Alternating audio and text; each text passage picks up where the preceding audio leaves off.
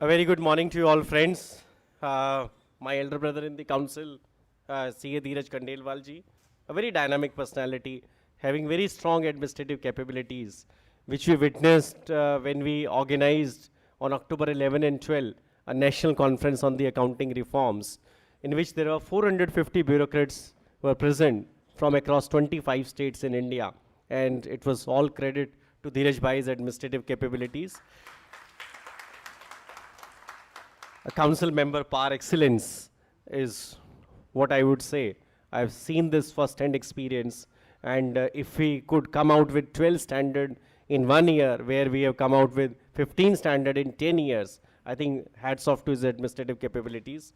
The chairman of the Vasai branch, Xavier Rajanji, the regional council member, Vimal Agarwal ji, managing committee members, Lokesh ji, Vijender Jain ji, Saurav Agarwal ji, Amit Agarwal ji, Abhishek Tiwari ji. So first of all, thanks for calling me to your Mumbai, Amchi Mumbai. I also tried to follow the tradition. In Delhi, normally we wear, along with a suit, we wear a tie. In Mumbai, what I have generally seen is that people don't wear a tie. So I thought that let me do away with it. But I found that the managing committee members are wearing a tie, because whenever I go to my EY Mumbai office, they always say that you in Delhi always wear coat and tie, and normally in Mumbai that is not the culture. So I've been a frequent visitor now in Mumbai from last two to 3 months since my entry to the council. But it's my first lecture outside my region, and that's only because of Dheeraj Bhai. When Dheeraj Bhai says something, it is difficult to say no to him. Friends, I'm going to talk about auditing in 21st century. And the topic, is very, very relevant today, because auditors are under fire from everyone. From everyone. Last week, we have done a training for the SFIO, Serious Fraud Investigation Office in Delhi.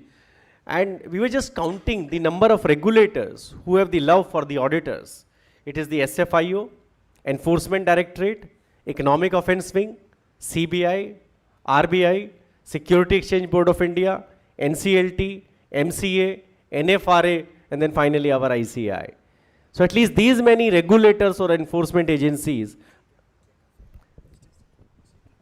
are after the life of the chartered accountants. Auditor, suddenly auditor has become the scapegoat for everyone. And it's been really unfortunate that auditor is the first person to be arrested for auditing, so-called auditing lapses, rather than the management. I fail to understand the preparers of the financial statement are not the first one to be arrested.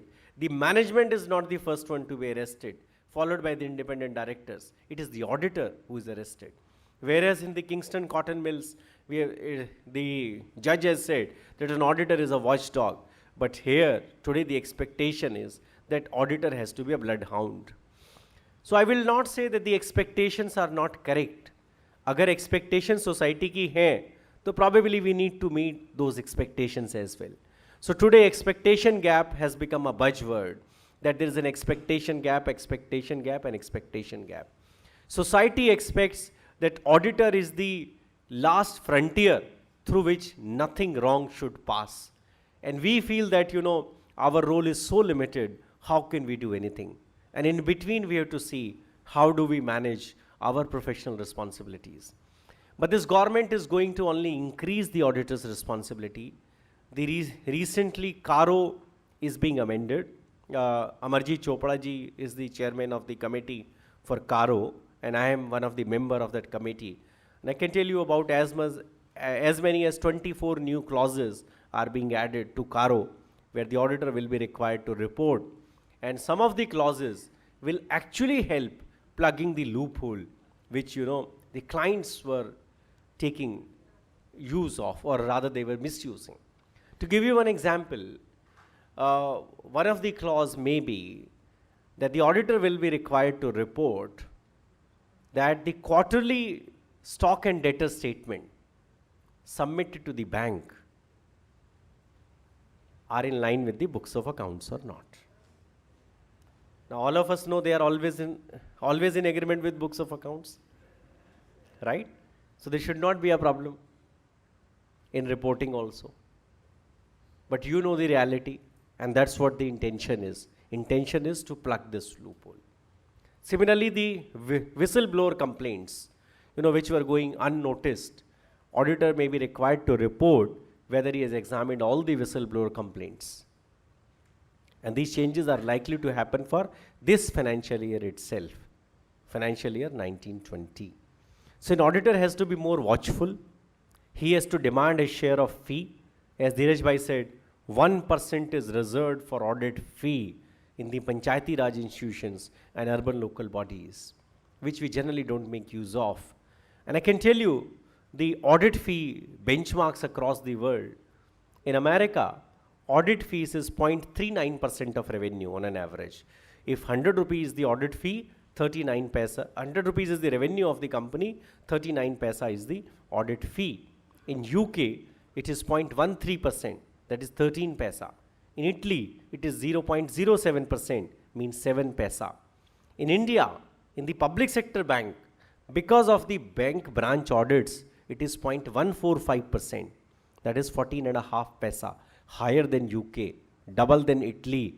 But in the remaining BSE 500, if we exclude the public sector banks, it comes out to 0.006% of the revenue. Not even 1 paisa in 100 rupees. Obviously, see, quality cannot be, a poor quality of audit cannot be an excuse that our fee was low. Fee cannot be an excuse for that. So we must, follow some of the basic principles. So in my presentation, I'll talk maybe 50% of the time about the basic principles, and 50% of the time I'll speak about what next, how to adopt digital in the auditing. So we know that there are many types of audit, but generally when we are referring to an audit, we refer to a statutory audit, which is done under the Companies Act.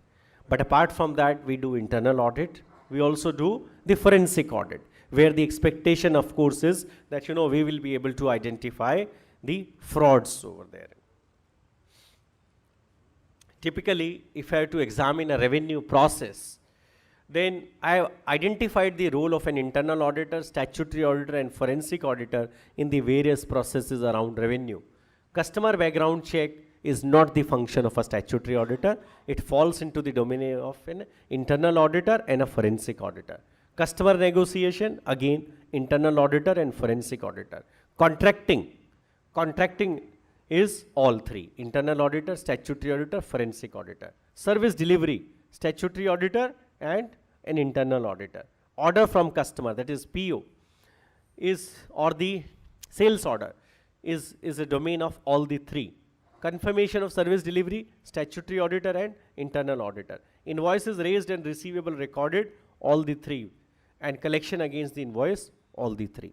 In a typical revenue process, this is how the duties of the three auditors are segregated: internal auditor, statutory auditor and forensic auditor. I give an example of one account caption. For example, if you are doing the statutory audit of revenue, now what is the risk? Risk is that sales that have been recorded does not pertain to the entity.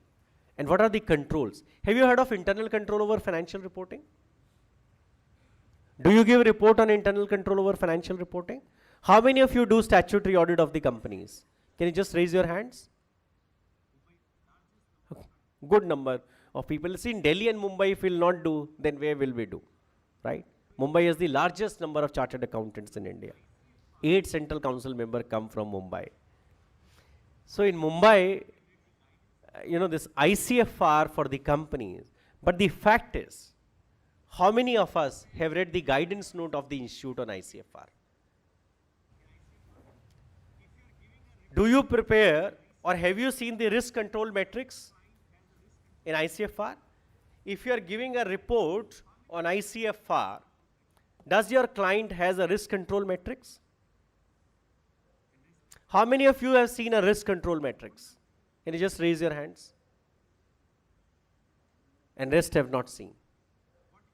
What is a risk control metrics? What can go wrong and what is the control? My dear friends, if you are giving an audit report on ICFR, and if you have not seen a risk control matrix, you are playing with fire. Because you are giving an audit report on ICFR. Now audit report has three parts. One is ICFR report, second is a main statutory audit report, third is CARO. So you are certifying that the internal controls are designed and operating effectively. But if you have not seen it, it's an area of huge concern. And ICI has published a guidance note on it containing 530 sample controls in various areas. If you read it once, you will understand it. So in an audit, we are supposed to walk through the controls and also audit those procedures. So I'm just taking an example, two examples. One is of revenue, second is of debtor, that what is that you are supposed to do. The typical control in revenue would be that entity uses standard contracts which have been evaluated and reviewed to identify contractual terms. Invoices are supported by customer purchase orders, and bill of lading or other shipping documents exist for the invoices. What procedure you will adopt as an auditor? Obtain the contract, verify the approvals, review the terms of contract, and check delivery to confirm the revenue recognition. Why delivery terms? Because if the terms are payment on delivery, then revenue cannot be recognized till the time delivery has happened. If on 31st March there are certain shipments, certain consignments which have been shipped but not reached the customer, the client cannot recognize the revenue. If the client has recognized the revenue, you need to reverse that revenue. You need to ask that client that reverse this revenue. Second, cross-verify the detail of contract with purchase order and invoices so that you can match the prices and terms, and check the accounting in the books of accounts including tax compliance.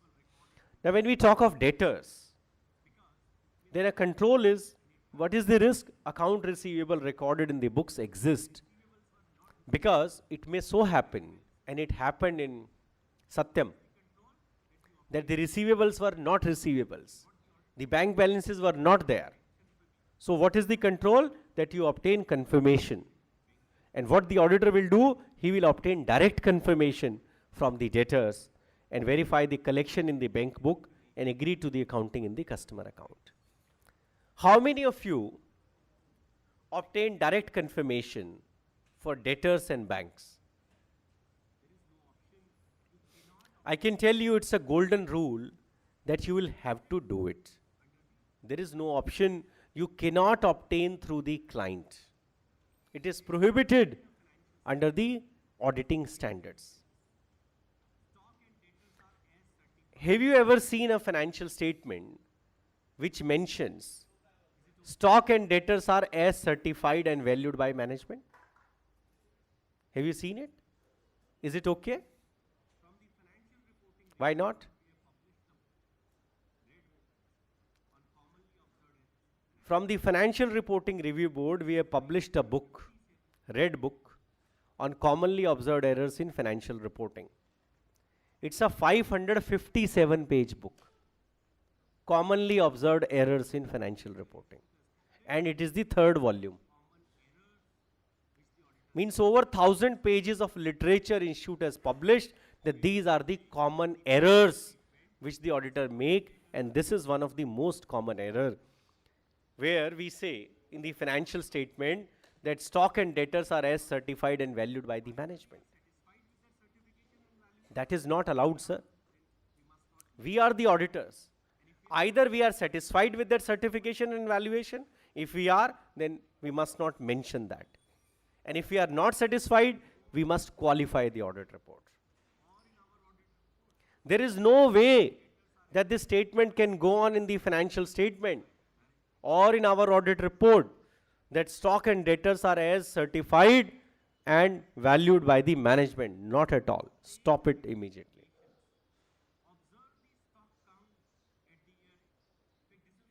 obtain direct confirmations, observe the stock count at the year end. In fact, this is also one of the clause that may be added in Caro, whether the auditor has observed the physical stock taking. Now the problem is many times appointment he balance sheet date के बाद होता है. In that case, you'll have to roll backwards. But physical stock taking, an auditor must observe. And there is likely to be a specific requirement that you will have to give there. Now, there is an auditing standard SQC1. I will not talk about much about that because at least my experience in Delhi is that most of the firms do not maintain the documentation. Has anyone seen the NFRA report on Deloitte? Has anyone seen it? Read it? In case of IFIN? It's a 163-page report on observations. And believe me, if a small and mid-size, God forbid, if NFRA reviews a small and medium practitioner audit files, it will be more than the number of working papers. Because we do not maintain working papers. Many times what happens, I have seen at least in smaller town, there are 2 copies of financial statement. One will be taken by the client, one is kept in your office. And one day the client will come, sir, I need a copy, I need to submit at a bank. My copy is misplaced, I am not able to trace it, or accountant is on leave, and I received a call from the bank that they need a copy immediately. Can you give me your copy? I will return it to you. You will give that copy and the copy will never be returned, and after that you have no record except now that you have a UDIN. So you have a UDIN, but you don't have a working paper. So what would happen? And SQC1 talks about the documentation requirement. And we understand the practical difficulties which my small and medium practitioner face. That is why what we are doing at the institute level is, and I've been given that responsibility by the Honorable President, we are developing an audit tool for the small and medium practitioner, which will help you to conduct your audit online and do the documentation. But that doesn't mean don't go to the client office. Means you can make your entire documentation online. You must always visit the client. You must always understand the business. I give an example. I audit some of the solar power generation companies of Tata Power. Now, if you have not understood the business, suppose one day they prepare a financial statement saying our power generation is 100% of the capacity installed. We'll say wonderful, management has done very well. But we will say that if we don't understand the business. If we understand the business, then we'll get to know sunshine is not there 24 hours a day. Is it there? No, it's not there. Plus there is rain also during the day in few months in the year. At times there are clouds. So how can it be 100%? Industry average is 22 to 25%. That is, you are able to generate solar power only 22 to 25%. In case of wind, it is about 28 to 30%. So unless we know the business, unless we understand the business, we cannot do the audit. So we must understand the business if you want to do the audits. Typically, in an audit, the various phases which are there is planning, strategy and risk assessment, execution, and conclusion and reporting. We must have an audit planning memorandum. Now, what is an audit planning memorandum? Which areas will be checked? What types of controls will be checked? Which team member will check which area? And who will review their work? Generally, we fail to do that. And that's why we're saying we are developing an audit tool which will give you end-to-end solutions. And our endeavor will be to provide that tool free of cost to all the small and medium practitioners. I'm starting working on that, and we hope that by the time bank audit season starts, at least the bank audit module should be ready. And by the time the private company audit season starts, that module is ready. And by the time the tax audit season starts, that module is ready. And similarly for GST audit. But you need to understand it and then apply it. Materiality. How many times we say that the item was immaterial? Almost every time. We say almost every time that the item was immaterial. But how do you define materiality? Do you write the materiality in your working papers? Okay, so if you can tell me that how do you compute materiality? Can any of you tell me how do you compute materiality? Anyone? Pardon? No. I'm asking about materiality, then I'll come to sampling.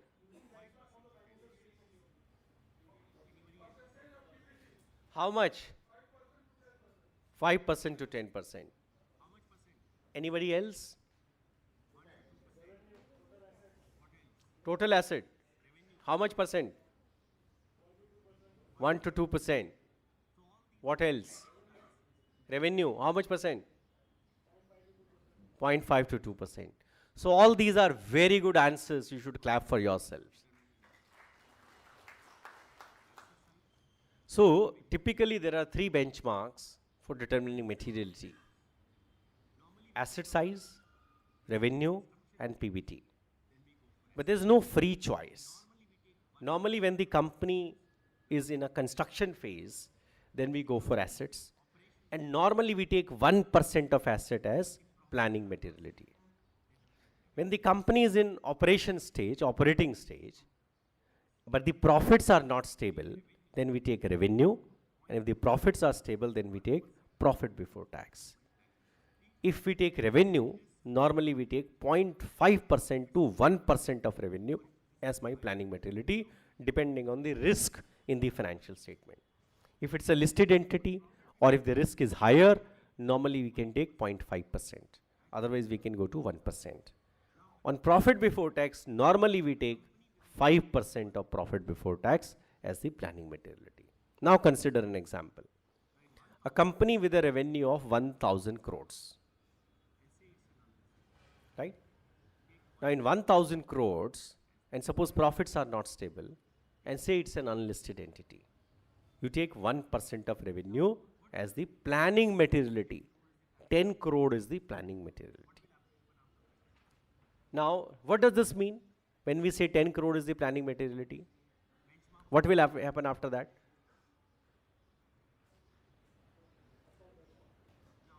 Benchmark for what? Okay. Now, after planning materiality, we compute tolerable error. Tolerable error is generally 50 to 75% of planning materiality. Let us say we take 50%. If 10 crore was planning materiality, 5 crore is tolerable error.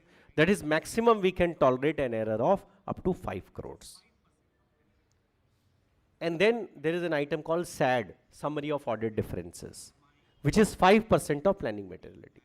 So if my planning materiality was 10 crores, then my SAD will be 50 lakhs, 5% of 10 crores.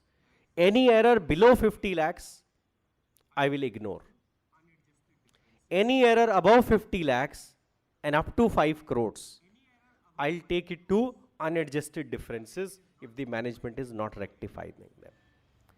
Any error above 5 crores, if the management is not rectifying, I'll have to qualify the financial statement. Suppose there is an error of 6 crores.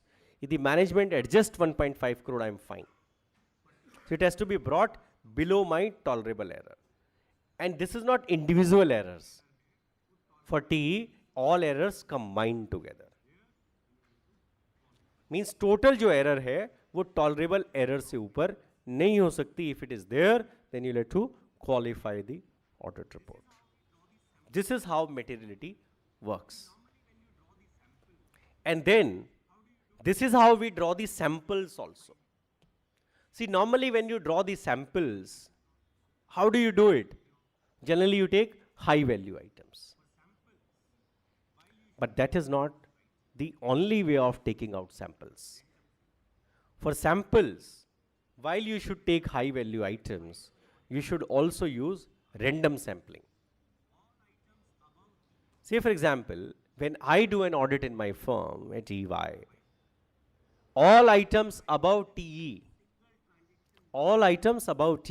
so in this case 5 crore, any transaction, any single transaction more than 5 crore will be audited 100%. Means no sampling over there. No sampling for samples above TE because the risk is more than TE. Anything below TE, then I apply a matrix.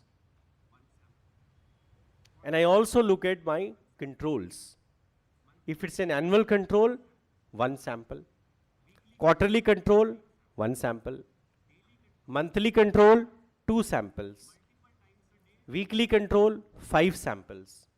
Daily control, 15 samples. Multiple times a day, 25 samples. Now, how do I take out these samples?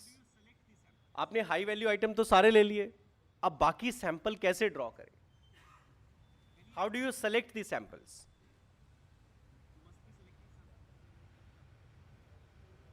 Any idea how do you select the samples? You must be selecting samples. So, if you have no structured way of selecting samples, until the time our audit tool is ready, at least use Excel. All of you have Excel? There is something called random, R&D within Excel. Generate the random numbers. Means what? Suppose in the population there are 1000 vouchers and you have already taken all the 20 items higher than TE. Now 980 items are left and you have to select 25 samples. Plot all 1 to 980 in the Excel. You just have to drag it 1, 2, 3 up to 980. Apply a random formula. That random 25 means computer ji, please select 25 samples. And just like computer ji follows Mr. Amitabh Bachchan, so he'll follow you also. It will select 25 samples. It will give you 25 random numbers. And those are your samples. Those are the samples which you should audit. और उसको record कर लीजिए कि ये हमने sample generate किया था. आपको कोई ये ब्लेम नहीं लगा पाएगा कि आपका सैंपल बायस सैंपल था. It's a scientific way of selecting the sample and very easy. All of us have Excel. So the sampling should be such where we can prove that there was no bias. And then many times we use the experts. कौन से expert लेते हैं? We use valuation expert, we use IT experts, we use actuaries. In all cases, actuarial valuation is done. How many times do we review the actuarial assumptions? Do we look at the actuarial assumptions? No, we ignore it. But there is an auditing standard which says if you rely on the work of an expert, it is you who remain responsible for your report. In fact, last week I have done a meeting with the Actuarial Institute because sometimes, and you can check, you can compare it with your case, actuarial assumptions are absurd. They say attrition rate 3%, 2%, 1%. होता है ना? Does that happen in real life? A 3% attrition rate, a 2% or a 1%? Actuary picks it up and we remain silent.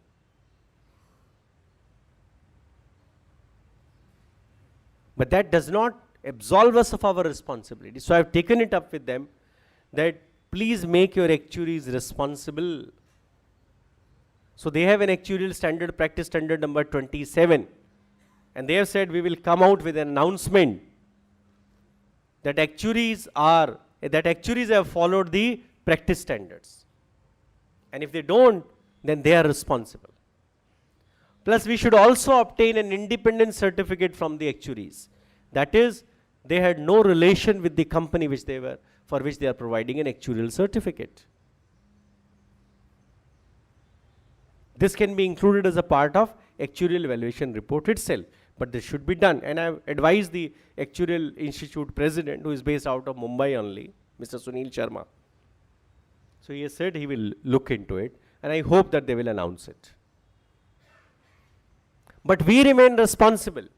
Even if we have obtained a valuer's report, we remain responsible for use of that report.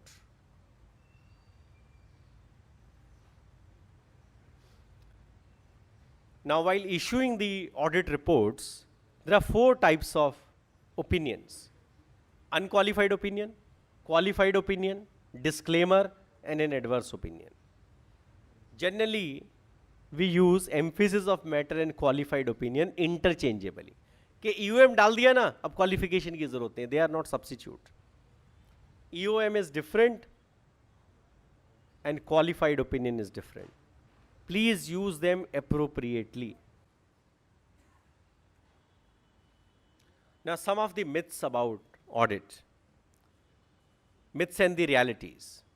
Objective of an audit is opining on the true and fair view of the financial statement. This presentation we made it to SFIO to explain them, boss, auditor is not the God. Don't expect everything from auditor. It's not designed to detect fraud and does not entail performing forensic procedures. Materiality. Objective is to report if there is a material misstatement, hence auditor use materiality in their audit. Sampling. Audit strategy is based on the risk assessment. An audit involves testing of a sample of transactions and not the entire population. Audit involves judgment, going concern, impairment, recoverability, and impact of litigations. Auditor is required to form his professional opinion. Use of experts. Auditor relies on the opinion or views of various experts such as taxation, IT, legal, and valuation. Management representations.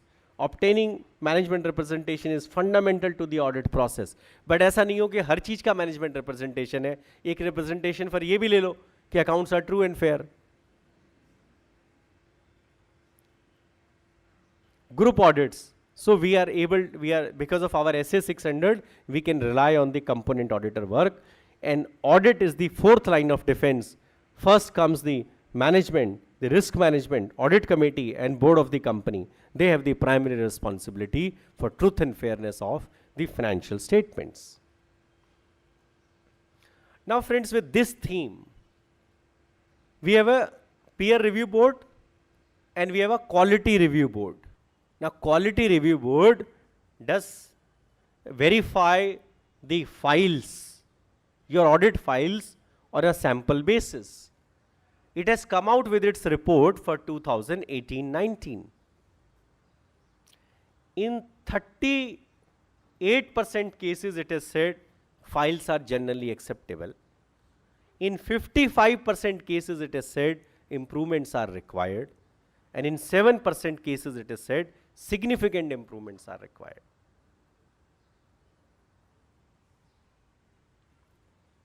In last 6 years, they have reviewed 459 audits.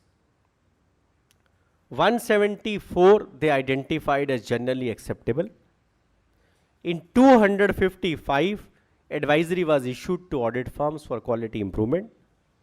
30 cases were recommended to the Council of ICAI for necessary action. Out of those 30, 3 are closed satisfactorily. 19 cases, ICAI has issued advisory to the audit partner and audit firm, and in 8 cases, disciplinary action is initiated. And now disciplinary action will only increase. This year, we have disposed of about 300 disciplinary cases. And next 2 years, I think there will be no backlog. After the end of 2 years from now, there will be no backlog of disciplinary cases. What are the key takeaways from this QRB inspections for the firms? Improve implementation and documentation. Maintenance of policy and procedure to notify breaches of independence requirement. Suppose you are doing a bank branch audit और आपने उस bank से 6 लाख रुपए का loan लिया हुआ है. You can't do that audit. If you are indebted to the company or the bank for more than 5 lakh rupees, you cannot do that audit. You must repay that loan at least 1 lakh 1,000 so that it comes below 5 lakhs before you accept the bank branch audit. Maintain policies and procedure with regard to engagement performance, engagement documentation and archival process. Provide legibility certificate and maintain objectivity of engagement quality reviewer. Does any one of you audit listed companies? In case of a listed company audit, you need to have an EQR, engagement quality reviewer. That is, if you are the partner, some other partner must review your work. अभी एक disciplinary case हमने decide किया, उसमें engagement partner का membership removal हुआ है 5 years के लिए एंड EQR का 2 years के लिए. EQR is equally responsible. Improve the monitoring mechanism and take corrective action for any deficiency identified during inspection process and communicate to the partner. Prepare audit documentation on timely basis and duly recording who prepared and reviewed audit work and dates of completion and review. हम क्या होता है जब inspection के लिए file आती है उस टाइम फाइल बनाना शुरू करते हैं. Now NAFRA is saying, NFRA is saying, suppose an audit report was signed on 15th of September, then our auditing standard gives 60 days for completing the documentation. They say by 15th November, you must digitally sign and say my archival is complete. Digital locker में डाल दिया कि इसके बाद कोई और working paper add नहीं होगा. जैसे like we put our digital signature on tax audits, they are saying put the same thing in case of statutory audit also, so that it's signed, sealed and delivered. You cannot make any alterations afterwards. Times are changing, friends, and these are complex times. If you'll not, I can tell you, client will never protect you if your case comes into disciplinary or SFIO.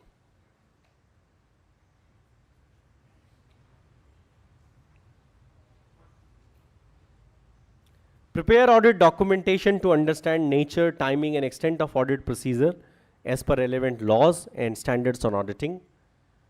Results of audit procedure performed and audit evidence obtained. Significant matters arising during the audit, conclusions reached and use of professional judgment, and comply with policy and procedure for assembly and archival of work papers within the stipulated time. Risk assessment and response to assessed risk. How many times do we identify the key risk in the audit? It's mandatory document, friends. And recently, to reduce your hardships, our auditing standard board has come out with a 170-page booklet summarizing all the auditing standards, and it is available online. Similarly, accounting standard board has come out with an 80-page booklet summarizing all the accounting standards. Please do read them and implement them. Document and design the effectiveness of controls and perform appropriate test of controls to obtain sufficient and appropriate audit evidence. Determine materiality. Test the IT related controls. हम लोग IT controls test नहीं करते हैं, and generally हमारा client tally या busy पर होता है ना. अभी गवर्नमेंट एक कंट्रोल प्रपोज कर रही है जिससे your clients will be very happy, you will be very happy. They are planning to instruct all the accounting software preparer that put a control in your software which will force you to keep an audit trail, which is an uneditable field, audit trail of all the changes made to the accounting entries and the deletion of the accounting entries. क्योंकि कोई backdated entry तो होती भी नहीं है, इसलिए कोई problem भी नहीं है. कोई एंट्री डिलीट भी नहीं होती, नहीं होती। सो दे सिंह जब होता ही नहीं तो क्यों ना इसको मैंडेटरी कर देते हैं। So MCA is proposing to instruct all the software vendors that you will need to have a non-editable field of having an audit trail mandatory।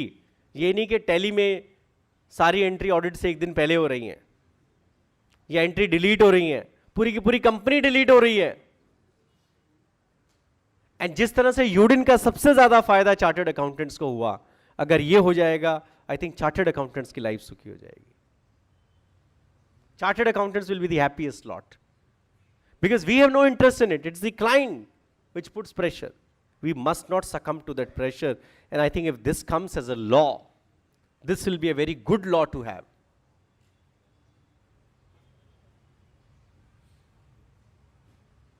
Tally will have no problem in putting this control. What is their problem? Busy will have no problem. Problem will be with the client. But that's fine. Why should we be defending the client when our own profession is facing the heat? Client doesn't save us. Have you seen a client speaking for the auditors? No, never. Why should we speak for the client as auditors? We have every right to protect our interest. And we must protect our interest. And I think if it happens, it will be really good.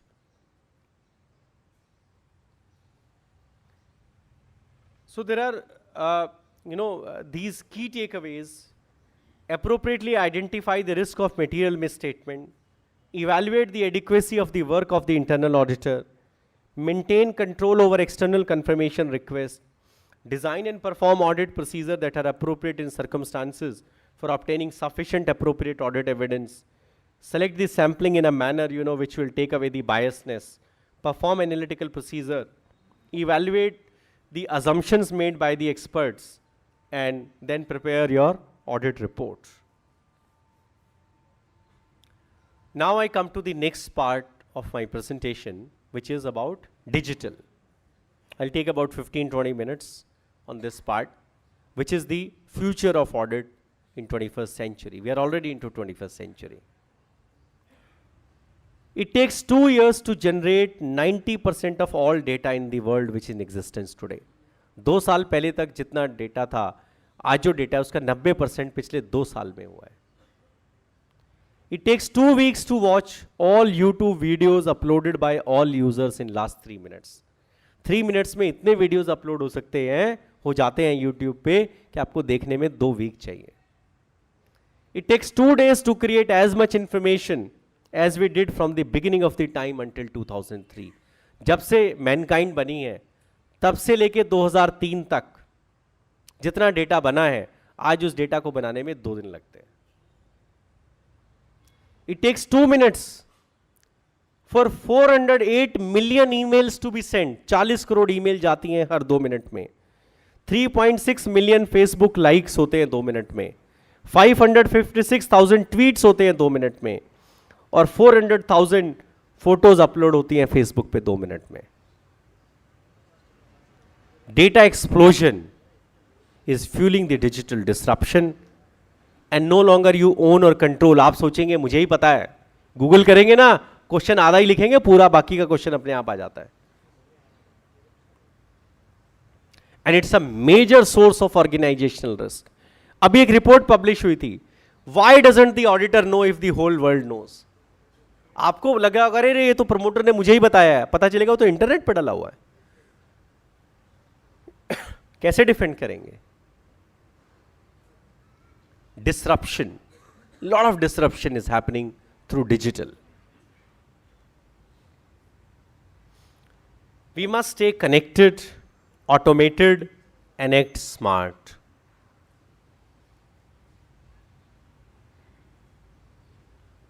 Connected means using the digital platforms, doing analytics, business, digital finance transformation agenda, and global component finance teams.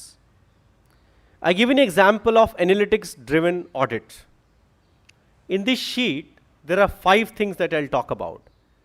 Now, if you have a trial balance, you can identify the significant account balances using the analytics.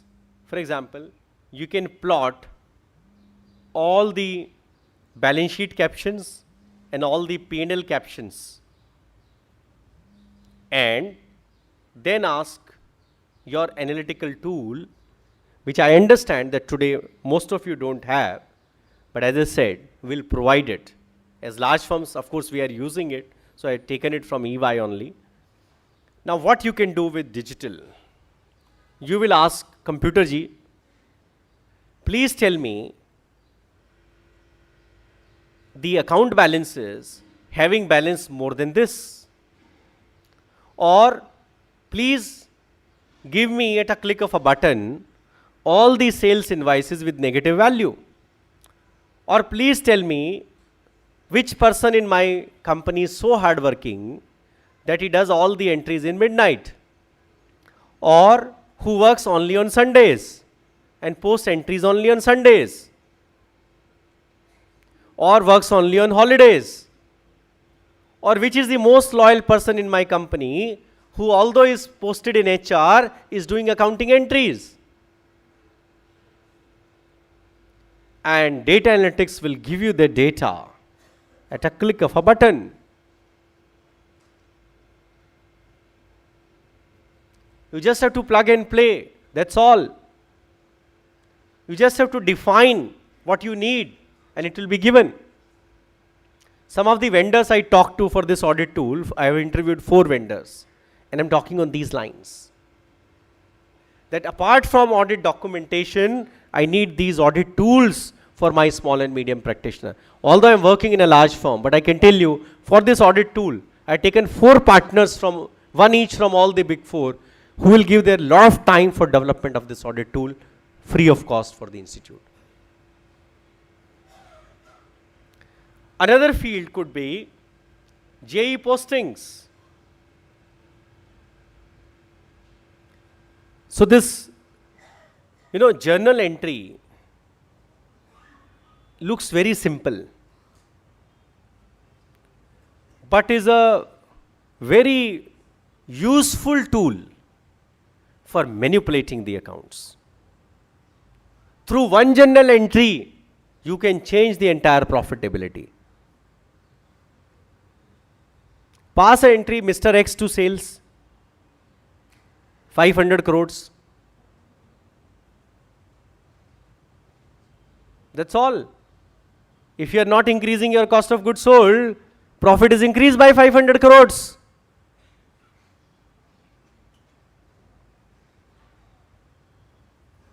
As simple as that.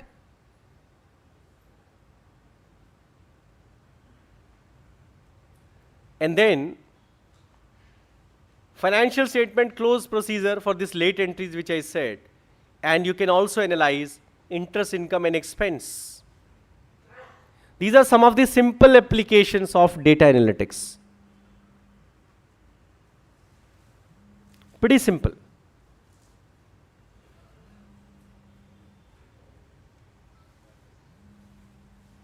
Payroll analytics. You can identify how many times changes were made to master file. Because if master file is changed, you can change anyone's salary. Through edit log or even otherwise, you can find out changes to the master file. You can do payroll substantive analytics, month on month salary. You can also do how many employees were paid even after they were terminated. So maybe full and final statement, but apart from full and final also something could have been paid. And all this you can run through simple formulas. You just have to plot what was the date of relieving and the last date of payment. Wherever the last date of payment is after the date of relieving, you can identify those samples and see whether it was a full and final settlement or something else. And all this will take very, very minimal time. And you can check 100% data with the help of this.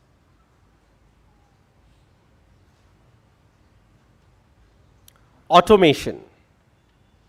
to do the complex tasks. Robos, RPAs, robotic process automation. We have deployed more than 150 robos in our firm to do the audits. These are not the physical robos, don't worry. These are the programs. RPA is a software. It simulates an employee. And it works 24/7. छुट्टी भी नहीं मांगता. Seminar attend करना है ये भी नहीं बोलता. कोचिंग क्लास अटेंड करनी है ये भी नहीं कहता. और आई नीड अ सैलरी ये भी नहीं कहता. एट्रीशन का भी कोई प्रॉब्लम नहीं है.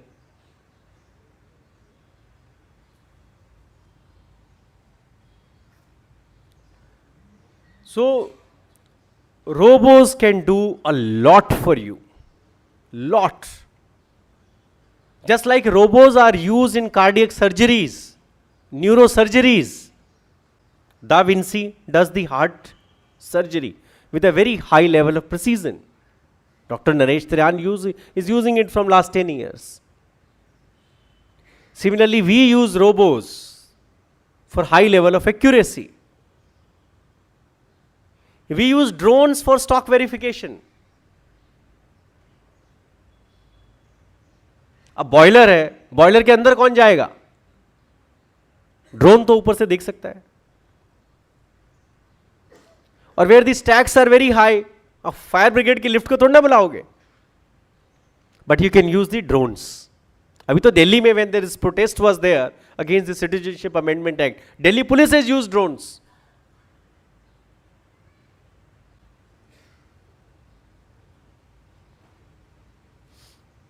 RPA's return on investment is very, very high. It can pay, its payback period is less than 1 year. What are the areas where you can use RPAs? The green areas where there is high potential and yellow areas where there is a potential. At least look at the green areas. Loan accounting, investment accounting, insurance accounting, accounts receivable, billing and collection, vendor administration, accounts payable, requisitions and PO processing, expense accounting, allocation and adjustment, journal entry processing, reconciliations, intercompany transaction, financial statement close process, legal entity management, financial reporting, regulatory reporting, statutory reporting, product profitability, customer profitability, fund profitability, cost allocation, analytics, annual budget, quarterly forecast, SOX compliance, finance master data governance, forex management, liquidity management, cash management, so on and so forth. These are the areas in which RPAs are being used today. We need to come out of our traditional practice. Whenever I do a meeting of my SMPs in Delhi, I always tell them, and I do it on a monthly basis, make your firm large, merge your firms, introduce specialization within the firms.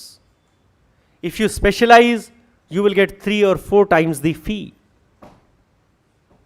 than the normal fee. Don't do everything.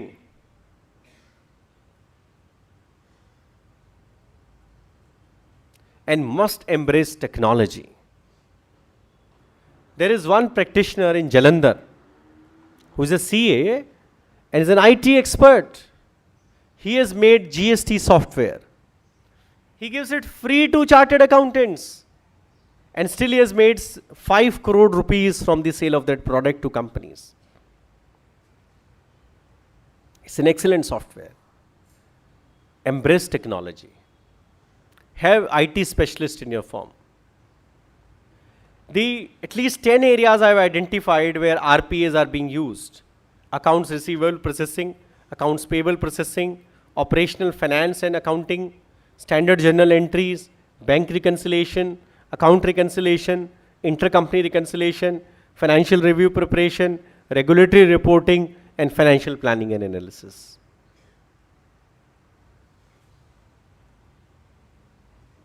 So today we are at RPA.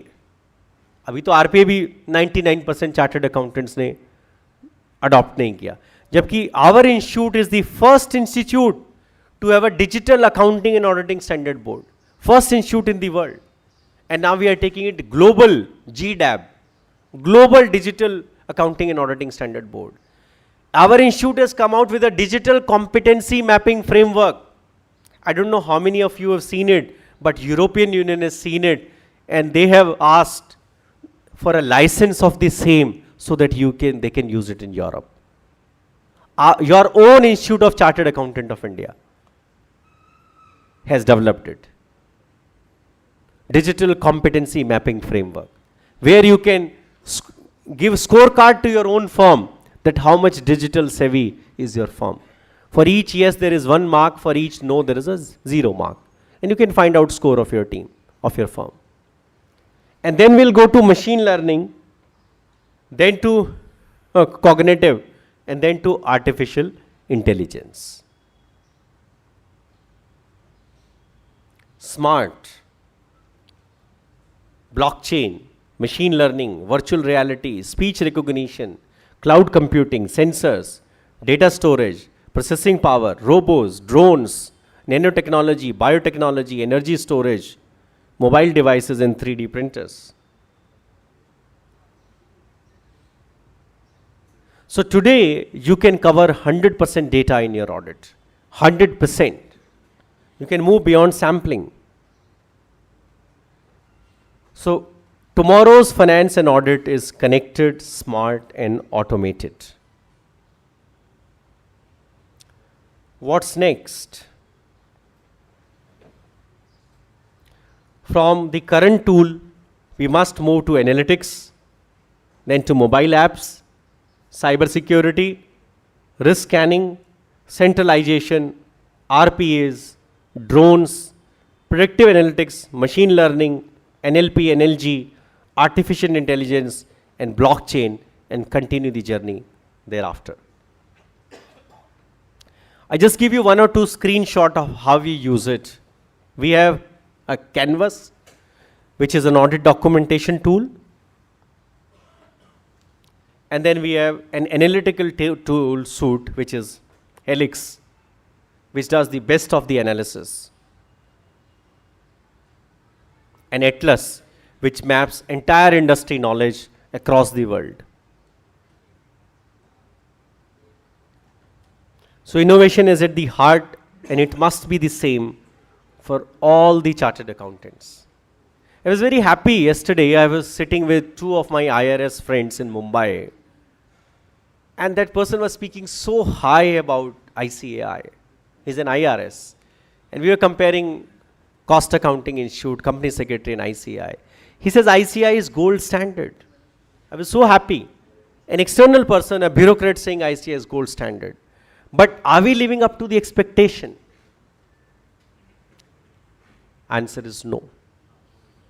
Within this room, we can say answer is no. Because we are not putting our efforts into the right direction. We are not digital. We are not tech savvy. We are not analyzing risk.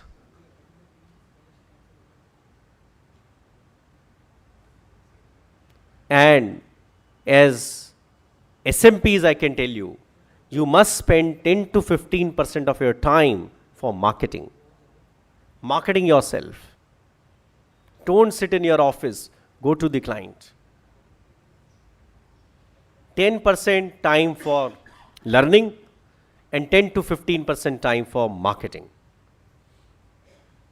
Out of the 75% time, you must spend 50% time of your practice for doing the work for clients in the area in which you specialize, and maybe 25% for general practice areas. And over a period of time, this 75% entire should be for your specialization area. You will see the rewards.